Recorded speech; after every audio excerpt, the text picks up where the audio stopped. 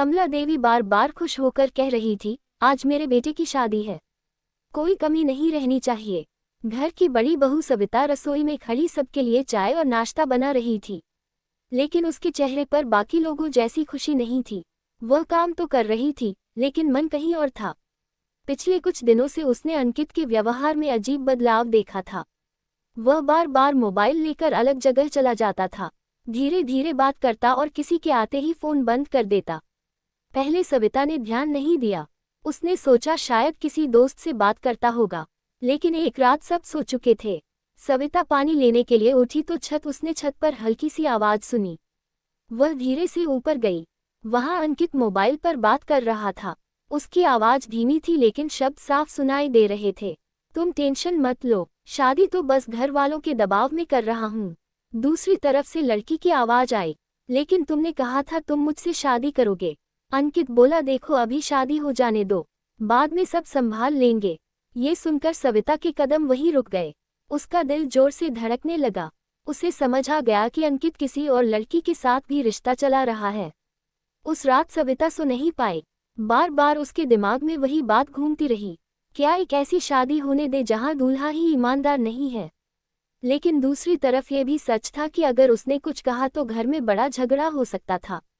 अगले दिन से सविता चुपचाप अंकित पर नजर रखने लगी। अंकित अक्सर मोबाइल लेकर छत या बाहर चला जाता। कई बार उसके चेहरे पर मुस्कान होती जो घर वालों के सामने कभी दिखती नहीं थी। एक दिन दोपहर में सब लोग बाजार गए हुए थे, घर में सिर्फ सविता और अंकित थे। अंकित नहाने के लिए बाथरूम गया और उसका मोबाइल बिस्तर पर ही रह गया। सविता का दिन तेजी से धड़कने लगा। वह कुछ पल तक मोबाइल को देखती रहे, फिर धीरे से उसने फोन उठा लिया। उसने व्हाट्सएप खोला, ऊपर एक नाम था, रुचि। सविता ने चैट खोली, मैसेज बढ़ते ही उसके हाथ कांपने लगे। रुचि लिख रही थी, तुम शादी मत करो, मैं तुम्हारे बिना नहीं रह पाऊंगी। अंकित ने जवाब दिया था, बस कुछ दिन की बात है, बाद में मैं सब ठीक कर दूंगा। एक और मैसेज था, शादी के बाद भी मैं तुमसे मिलता रहूंगा। सविता के मन में गुस्सा और दुख दोनों उमड़ आए। उसे उस लड़की का भी ख्याल आ रहा था जिससे अंकित की शादी होने वाली थी। उसे तो शायद कुछ भी पता ही नहीं था। उसी समय बाथरूम का दरवाजा खुलने की आवाज आई। सविता ने जल्दी से मोबाइल वापस रख दिया और उस दिन उसने तय किया कि वह कमला देवी को सारे सच बता देगी। शाम का मौका देखकर उसने सास से कहा, माँ जी मुझे आपसे एक जरूरी बात करनी है। कमला देवी ने पूछा, क्या हुआ? सविता धीरे से बोली, मुझे लगता है अंकित किसी लड़की से बात करता है। कमला देवी तुरंत गुस्सा हो गई, तुम्हें हर बात में शक क्यों होता है? मेरा बेटा ऐसा नहीं है। सविता चुप हो गई। उसे समझ आ गया कि अभी कोई उसकी बात मानने वाला नहीं है, लेकिन अब उसके सामने एक बड़ा सवाल था, क्या वह चुप रहकर एक लड़की की जिंदगी बर्बाद होते देखे? शाम होते होते बारात की तैयारी पूरी हो गई। अंकित सेहरा पहनकर तैयार खड़ा था, रिश्तेदार ढोल पर नाच रहे थे, घर के बाहर रोशनी जगमगा रही थी। कमला देवी खुशी से सबको मिठाई बांट रही थी, लेकिन सविता के मन में तूफान चल रहा था। उसने आखिरी बार सोचा, अगर मैं अभी भी चुप रही तो एक गलत शादी हो जाएगी। उसी समय अंकित मोबाइल लेकर कमरे में गया। सविता भी पीछे छे गई। अंकित फिर उसी लड़की से बात कर रहा था। वह कह रहा था, बारात निकल रही है, लेकिन तुम टेंशन मत लो, मैं तुम्हें छोड़ने वाला नहीं हूँ। ये सुनते ही सविता का धैर्य टूट गया। कुछ देर बाद सब लोग आंगन में इकट्ठा हुए। सविता अचानक उनके बीच आकर खड़ी हो गई। सबने हैरानी से उसकी तरफ देखा। अंकित बोला, भाभी क्या हुआ? सविता ने कोई जवाब नहीं दिया। उसने अपना मोबाइल निकाला और सबके सामने व्हाट्सएप चैट खोल दी। कमला देवी ने पूछा, यह क्या है? सविता ने साफ आवाज में कहा, यह आपके बेटे के फोन का सच है।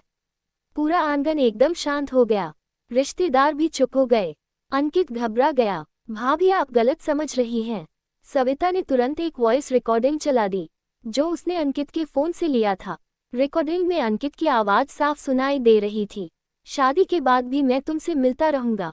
अब किसी को कुछ समझाने की जरूरत नहीं थी, सब कुछ साफ था। कमला देवी का चेहरा गुस्से से लाल हो गया। उन्होंने तुरंत अंकित का चेहरा उतार दिया। तुझे शर्म नहीं आई? एक लड़की की जिंदगी बर्बाद करने जा रहा था। अंकित चुप खड़ा था। रिश्तेदार आपस में बातें करने लगे।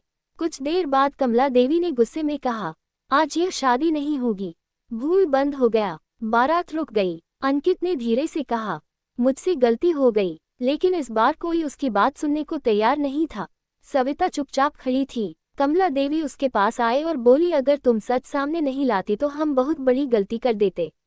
उस दिन पहली बार पूरे घर को समझ आया कि सविता ने घर की इज्जत खराब नहीं की बल्कि दो लड़की की जिंदगी बचा ली।